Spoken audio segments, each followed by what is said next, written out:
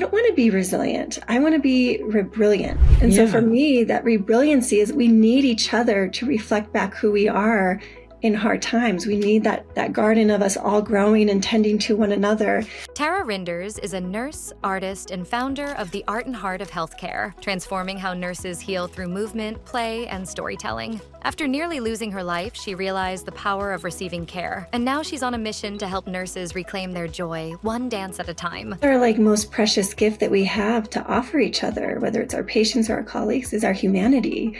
And that's really, I think, what was stripped from us during COVID is our humanity. And in many ways where we were told, we weren't given enough supplies to take care, to protect ourselves. My worthiness was tied to the one always giving care. Yes. And so unraveling our worthiness as we are brilliance is our birthright. You don't have to do a thing. You are worthy to be cared for. Greetings, everyone. This is Coach Charlene, and welcome to my new show, The Whispers of Wellness. And oh my God, let me tell you about this expert that's coming today. Tara, welcome to the show, first of all.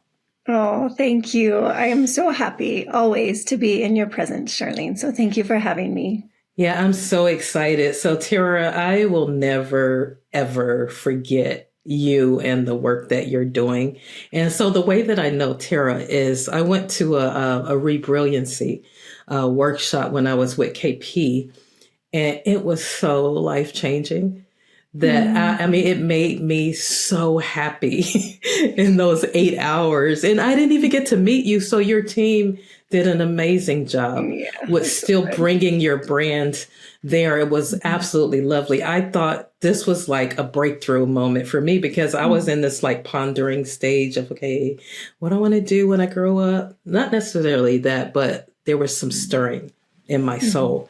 And that workshop helped me to filter out what I needed to filter out. So why don't you tell us a little bit about what you do first, just in case anyone has heard you here, but she was on my podcast before, you guys. So you got to check out When the Moment Chooses You. And she did a beautiful interview with me I think last year or a couple years ago. So Tara, tell us who you are. Yeah, thank you, Charlene. I'm so happy to be here. I'm Tara Rynders, and I'm a nurse. I've been a nurse for over 20 years, and I'm the executive director of the Art and Heart of Healthcare, where we create spaces of healing and togetherness with nurses through the arts and movement and play, in hopes to create more joy and healing in our profession and help us remember why we love what we love and to create the change that needs to happen for us to continue loving nursing. So Tara, when did you actually start getting involved in this type of work? Can you tell us a little bit about your story? Well, dance has always been, for me, my medicine. It was like a space that I could be free. I grew up in a pretty turbulent, violent household as a young child. I was the oldest of four, and my parents married and divorced each other 3 times. It was very unstable. And I, was able to dance. And whenever I danced, I was able to release and just feel seen, feel in my body. When the rest of the time at home, I felt very much like I had to keep myself small. I had to keep hidden. I became the good girl. I was a golden child. I was the easy one. Just because I knew that was part of my survival in that, that upbringing. And so dance taught me early on how to tap into my soul and my heart and what I love. And really, I realize now that it was giving compassion to that little girl inside of me, and care and tending to her. And so I danced my whole life. And then, but it was really, my mom was like, I love that you dance and you need to do something that can make money. And so you're not relying upon a partner and you can be sustained. And so it just felt really like nursing was an easy transition because I was already I had a brother who was born with spina bifida. I cared for my mother who passed at 49. My sister is a quadriplegic. I was always tending to the world, caring for everyone else except myself. And so nursing felt very like the path that was, the chosen path for me. Yeah. And so I nursed for many, many years, over 20 years. And And it wasn't until, I would always, as much as I could, I would bring in dance. But when my mother died, when she was 49 and I was 26, it was like my whole world was shattered. And that's when I decided, like, I need to run to what brings me joy, where I find hope, find healing. And again, didn't really have the language for it, but just knew I needed to dance. And so I went back to school and got my master's in dance. And it really just affirmed all that I had been doing my whole life. Just gave me a space for 3 years to dance every day. And I was still working per diem and nursing at the same time. And then it wasn't until I had an ectopic pregnancy myself and almost died that I remembered how important it was to tend to myself and to and find healing. And so that's when I was like, I need to share this with nurses, and started creating these spaces of healing for them. And this was like in 2017. So pre-COVID, had this, these big ideas of offering workshops and bringing dance into our huddles and all these things. And everyone was just like, I don't know what you're talking about. We don't have a problem. Like, what do you mean nurse wellness? Like, we're fine. And so it took some time for things to get rolling. Yeah, absolutely. You know how we are. We're pretty tough. We can take a licking and keep on ticking, and that's the problem. Yeah. So I decided to early retire, like I told you earlier. And the gap that I saw and continually see is that we're not doing a great job with prioritizing our well-being. And so when your program came along, I also am very connected in with Dr. Jean Watson's work. And so that was a way to bring in the love, bring in the caring, bring in the aesthetic things, the art of what we do. And so tell me about, because I think I read it on your website. You talked about your mom, and you talked about that definition of resilience, and how I kind of like how you redefine resilience. So could you go there for me for a little bit, for those out there that are, still in that little struggle mode? Yeah, I think in many ways, we've been taught this definition of resiliency. And I remember when I was working during COVID at the bedside, and people were like, you just have to be more resilient. Like, if our nurses could just be more resilient, we'll be okay. if you can just kind of bounce back a little quicker, a little stronger. And I remember thinking, you know what, nurses are some of the most resilient humans I know. Like, what's going on here? And it just didn't make sense to me. And so I was thinking about it, and I was like, you know what, I don't want to be resilient. I want to be rebrilliant. And this word, I was just walking, and I remember it came to me, this word rebrilliancy. And its definition was reflecting back the brilliant and resilient humans we already are. And so if you think about our, like, one photo we always show for resiliency is like that one flower that blooms from concrete. And how we're like, oh my gosh, how did that one flower do it? That's amazing. That's a resilient flower. But really, I think that's our obsession as a society with individual overcoming, which is really not helpful for this like collective resilience, rebrilliance. And so I like to think of rebrilliancy as, soil that's been soft, that's been tilled mindfully, and not just for me, but for everyone. And so that we have this big garden where we're all growing and we're all being nourished and tended to. And that, like, as that one flower all by itself, it blooms at the top. It's very lonely. And so for me, that rebrilliancy is we need each other to reflect back who we are in hard times. We need that garden of us all growing and tending to one another. And like the aspen trees, like our roots tied, around each other. And so that when the storms come, we're just like, yeah, this is crazy, but thank God you got me and I got you. Yes. And so that's really my new definition, is that it's, spaces, systems, relationships that reflect back who you truly are because sometimes we forget. And that is so beautifully said, because that is so what I felt when I went. It was, knowledge by itself is really not what we need. We need experiences. And so you invited us into an experience. And so it was so amazing that everybody there they were one. We became one. And people began to start be like, one of the things that I think I mentioned it to you, but we were doing an activity, and it was some type of question about, like, tell me the last time you felt like you were seen. I forgot what it said, but I was with a partner and someone I definitely didn't know. And I mean, it was like she was looking into my soul. So when she asked me the question, I immediately got tearful. I mean, immediate.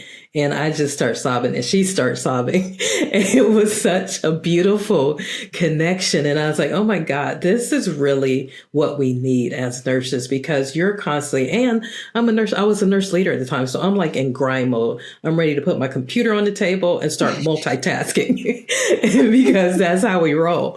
But I remember I was like, no, you're going to put this thing up and you're going to enjoy every heartbeat that is spent today.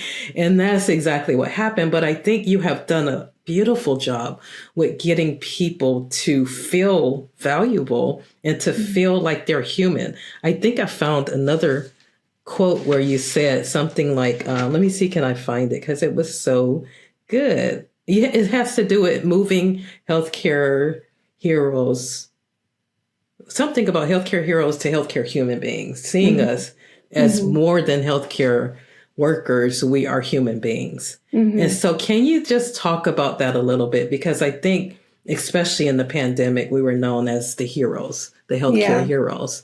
But tell us a little bit more about really being seen as a human being. Well, that's our most precious gift that we have to offer each other, whether it's our patients or our colleagues, is our humanity.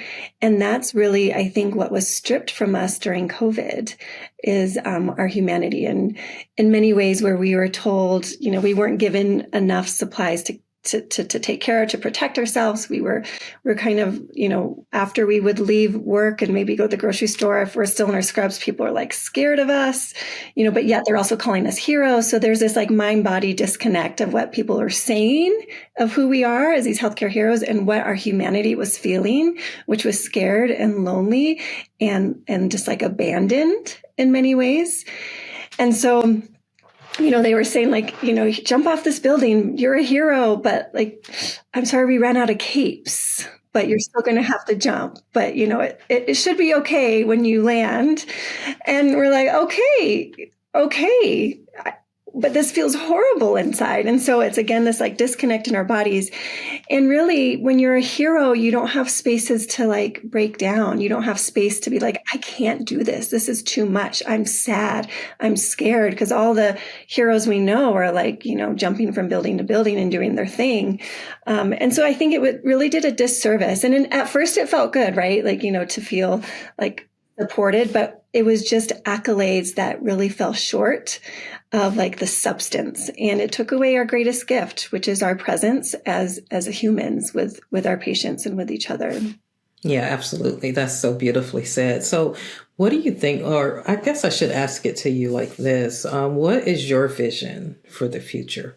I would love to know, what would Tara like to see happen? Because we know that our statistics are still not the greatest, especially in the nursing profession. We have a lot of quiet quitting.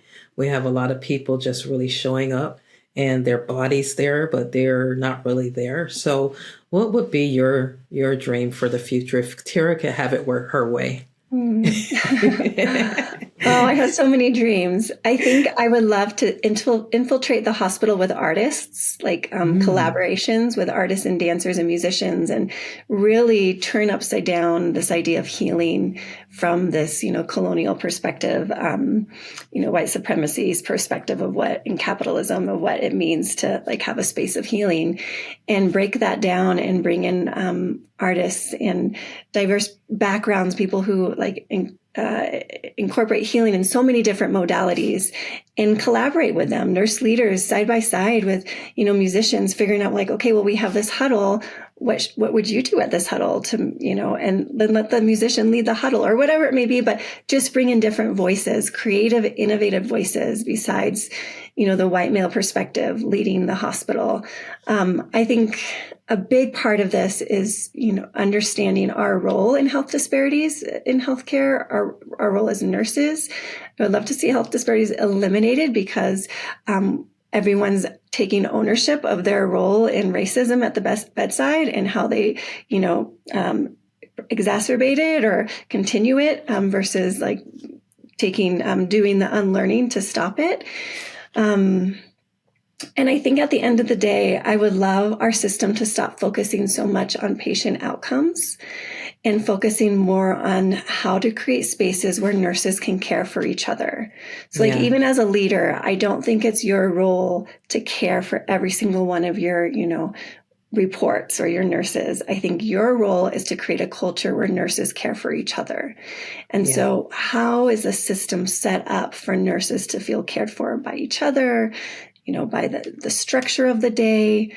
And really, I just think we need to burn it to the ground and start over and bring in the right people. Absolutely. I love that. Okay, we're going to vote you in. And I say burn it to the ground, and I also recognize that's not a very appropriate metaphor to use. So I apologize, but can we knock it down, do something to start over? I mean, and I understand. I think I definitely understand where you're coming from, because we have to, there's a quote, and it says, maybe the journey isn't so much about becoming, but it's about unbecoming everything that's not like you until you can become who you were destined to be. So I kind of see that, because the heart of healthcare is really to serve. And if we focus on the caregivers, I think it will be automatic with them giving of themselves to serve humanity. The outcomes will be there. Like, it will be an automatic. That's my personal belief. I believe that if you make me, and you don't have to make me feel valued, you just give me the tools and create the culture that I need, that I can grow, that my voice matters, that what I say matters, that I have gifts and talents that I want to use for to guide my practice. If you give me that freedom, I just feel like it would be more sustaining. But the sad part is, this is from my experience. I can't say it's anybody else's. It was more of a shrink to fit model. When you do start shining your light a little bit, someone wants to put your light out, because that's not what you're supposed to be doing. You're supposed to be grinding, but don't worry about creativity. Don't worry about all that stuff. You just keep dealing with the things that I gave you. So in that type of atmosphere, especially as a nurse leader, after retirement, I recognized that my soul kept score. Yeah. And so I love when you talk about, that's why I love the movement and everything that you guys do, because when your soul is keeping score, and what I mean by the soul keeps score, I'm sure a lot of people have read The Body Keeps Score, but I have found with the aha revelation after retirement that my soul was keeping score of the chronic busyness, the lack of satisfaction, the lack of fulfillment. All of it was an undercurrent. It was not visible, but for me, it was very strong, because I felt my heart so misaligned that it was hard to keep going and keep doing the same thing. Or I pushed through and I was drained every time, when I used to be energetic and, I'm loving what I'm doing. Now it's like, oh my God, when is this going to be over?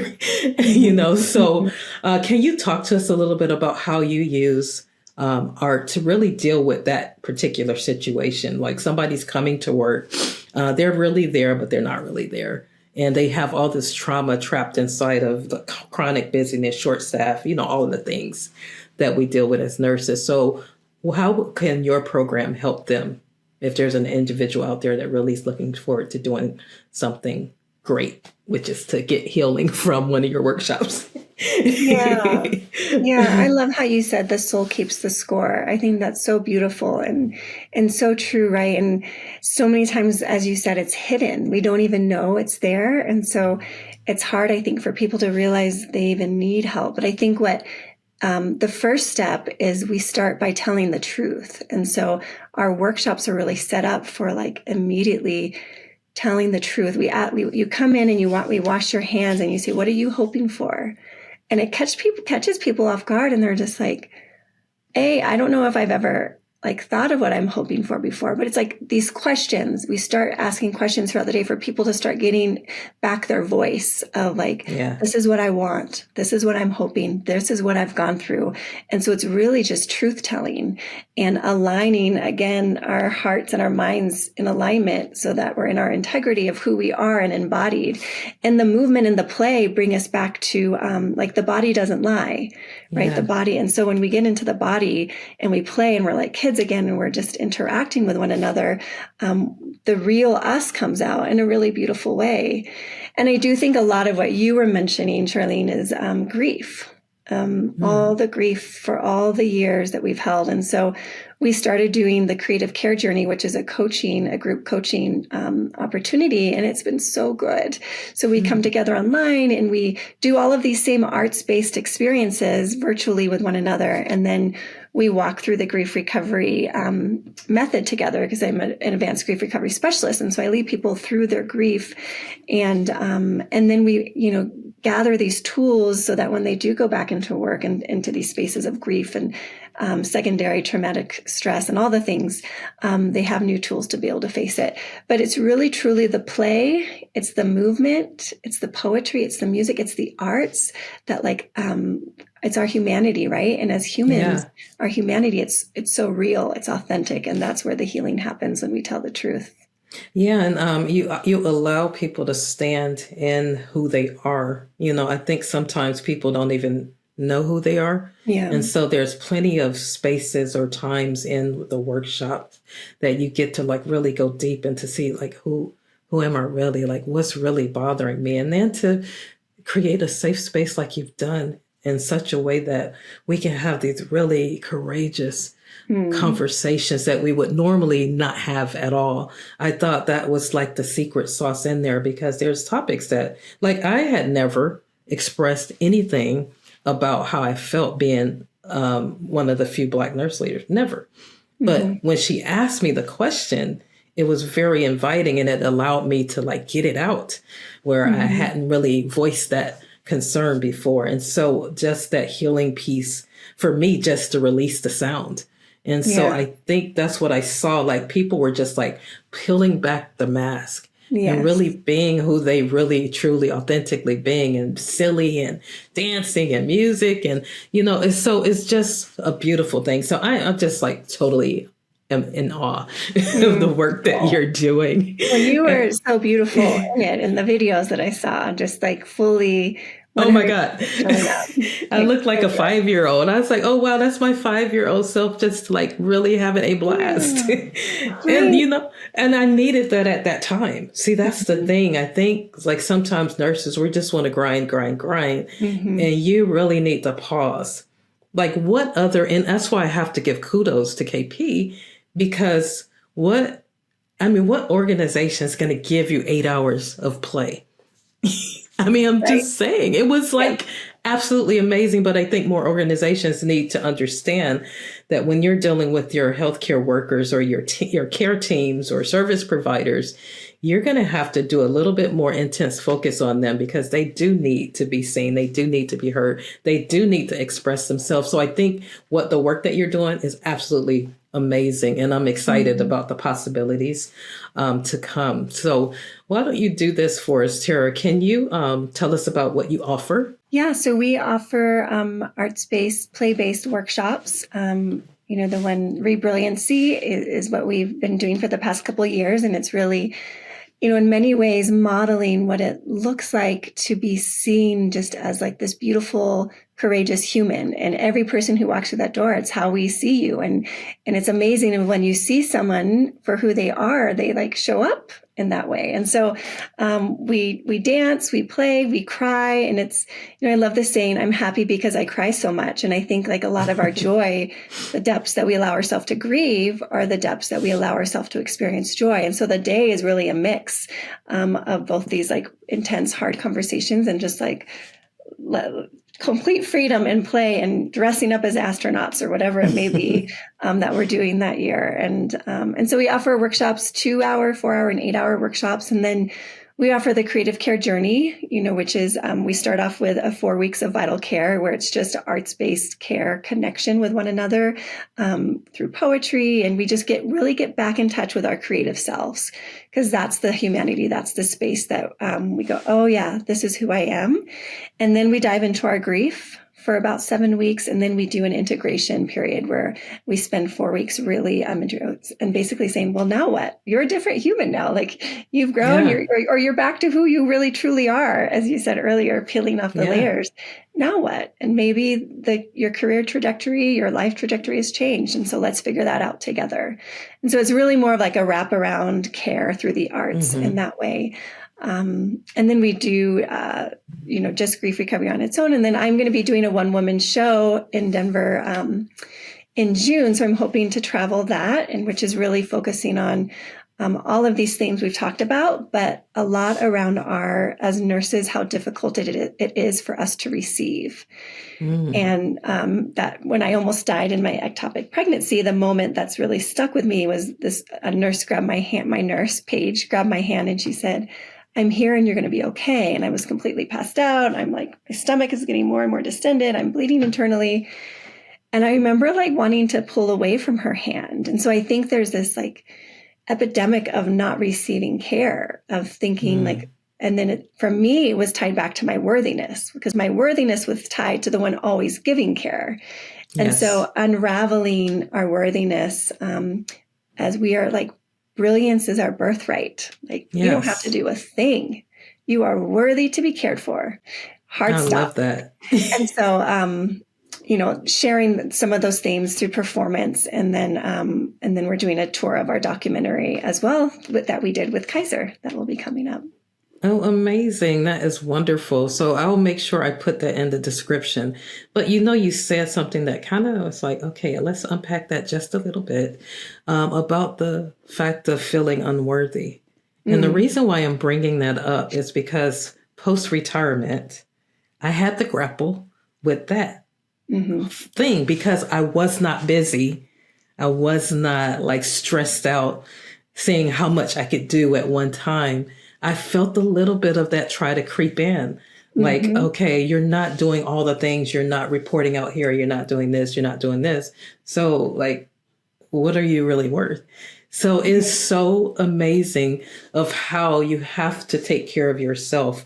And so I wanted you to describe for me courageous care. What is courageous care? Because I had to give myself courageous care during that particular time. And to the inner coach, Charlene, had to speak to the inner critic that was trying to talk. Yeah. And so the inner coach began to say, no, you are enough. You are amazing. You are brilliant. You are this. I had to start speaking to myself because of my pattern. The unconscious part of me wanted to keep saying, okay, you're not working. So are you even necessary anymore? Yeah. And so tell me a little bit about courageous care. I'm just curious what that means. Yeah. Well, first I'll say that feeling of unworthiness is it's everywhere. And I think that as women, we don't talk about it, but I'll tell you, every single woman and even a couple men that I worked with have all told me that they feel unworthy. Like that is their baseline, that there is a sense of unworthiness. And I think in nursing, it's especially strong because we were taught that our worthiness is tied to our productivity, to how many patients we can take, if we can skip the lunch, if we're going to stay late and give extra report, if we're going to help out, or are we going to leave without helping out, even though it's been 13 hours, all of these things that tell us that we're good and that we're praised all have to do with our productivity and showing up for other people. And so that I just want to name that the self-esteem unworthiness is a huge issue for all women. And I won't say every single one of them, but it's been my experience. So courageous care states that when we soften and receive together, we experience healing and joy.